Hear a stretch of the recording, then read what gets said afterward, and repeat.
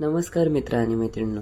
लग्नानंतर होईलच प्रेमी या मालिकेच्या पुढील भागात आपण पाहणार आहोत की सर्वजण एकत्र बसलेले असतात. त्यावेळी विक्रम म्हणतो की 16 डिसेंबरने आपल्याला सर्वांनाच आतून तोडलं होतं, पण आज आपण सर्वजण एकत्र आहोत. पण आजपर्यंत मला हे समजू शकलं नाही की तो दिवस कोणी घडवून आणला. तर तिथे अचानक मानिनीची एंट्री होते आणि मानिनीच्या हातात असते एक निळ्या रंगाची बॅग. ती सर्वांसमोर ती फेकून म्हणते की मला माहिती आहे कोणी घडवून आणला हा दिवस. तर ती म्हणते की या सर्व गोष्टींना जबाबदार आहेत फक्त आणि फक्त वसू आत्या आणि रम्या. तर ते बॅगमध्ये पुरावे आपल्याला स्पष्ट दिसत आहेत. तर वसू आत्या आणि रम्या देखील हे सर्व पुरावे पाहून घाबरून जातात आणि मानिनी म्हणते की आता मुलांनो, सर्व काही तुमच्या हातात आहे, तुम्ही ठरवा ह्या दोघींचं काय करायचं ते.